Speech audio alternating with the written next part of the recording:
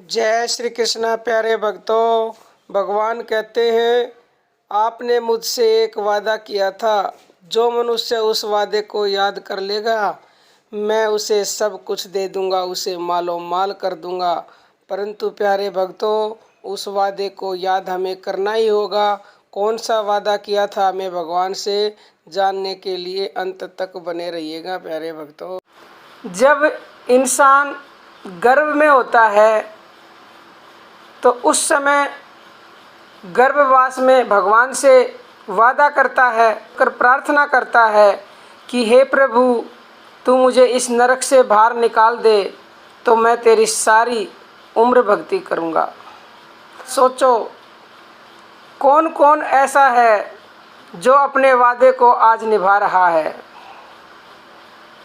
प्रेमी भक्तजनों, अगर हम अपने वादे को निभा रहे हैं तो बहुत अच्छी बात है, परंतु मुझे लगता है कि हम निभा नहीं रहे उस वादे को जो हमने प्रभु से गर्भ में किया था। क्योंकि जैसे ही बच्चा पैदा होता है, बच्चा पैदा होते ही जैसे ही माया उसके संपर्क में आती है तो वो माया के चक्कर में पड़ जाता है, माया के मोह जाल में फंसने लगता है। और जैसे जैसे बड़ा होता जाता है उतना ही ज़्यादा इस संसार के माया जाल में पूरी तरह से गिरफ्त हो जाता है। कहते हैं छोटा बच्चा भगवान का रूप होता है, क्योंकि जब वो छोटा होता है तो उसे माया ने कम प्रभावित किया होता है, लेकिन जैसे जैसे बड़ा होता जाता है उसके ऊपर पूरी तरह से माया का, इस संसार का प्रभाव हो जाता है और वो अपने किए हुए वादे को भूल के सांसारिक भोगों में लिप्त होकर उन्हीं सांसारिक भोगों को अपना जीवन मान बैठता है।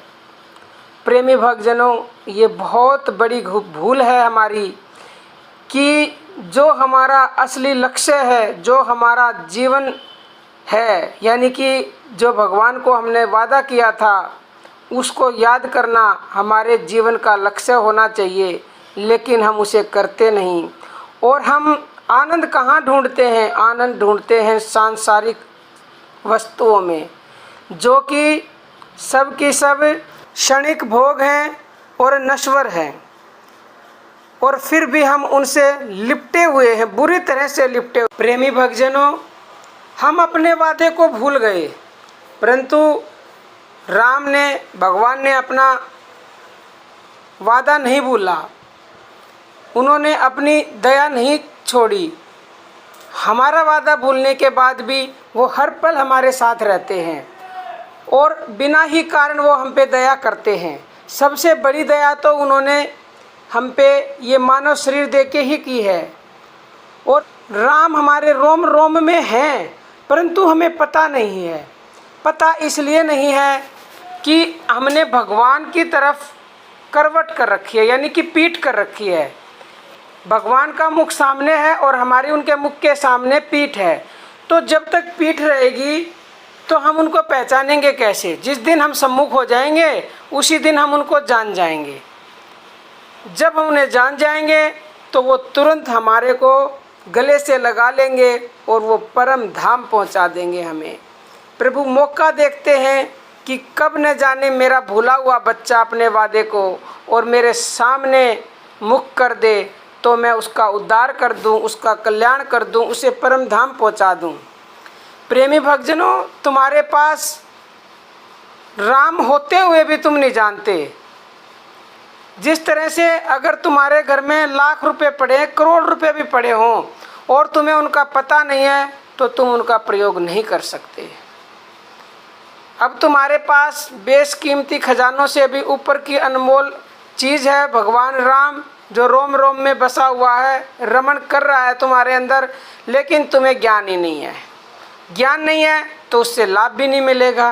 पहले ज्ञान प्राप्त होना जरूरी है, राम को जानना जरूरी है, तभी तुम्हें लाभ मिलेगा। अब आप जानेंगे कैसे राम को, वो मैंने कई वीडियो में बता रखा है आपको कि शुरुआत करें नाम जप से। पहले आप वाणी से उपांशु, मानसिक, फिर श्वासों का, फिर श्वासों पे आ जाएंगे तो अपने आप ही पता चल जाएगा कि राम कहाँ है। तो धीरे धीरे आप अभ्यास करें और अभ्यास करके आप अपनी मंजिल तक पहुँचे। आप प्रभु श्री राम को जाने। आप अपने वादे को भूले हुए हो और ज़िंदगी भर भगवान को याद नहीं किया तो फिर अंत समय में किसको याद करोगे? क्योंकि अंत समय में वो जब ही तुम्हें याद आएगा जब तुम उसको जीवन भर याद रखोगे। क्योंकि अंत समय में वही सब चीज़ें याद आती हैं जिनको मनुष्य ज़िंदगी भर याद करता रहता है। तो प्रेमी भक्तजनों, अंत समय में प्रभु याद आए इसके लिए जीवन भर उनको याद करते रहो। और अगर राम को देखना चाहते हो तो मन की आंखें खोलो और हृदय में तुम ध्यान करो और श्वासों से उसे टटोलो। तो फिर राम मिलन में देर नहीं प्रेमी भक्तजनों।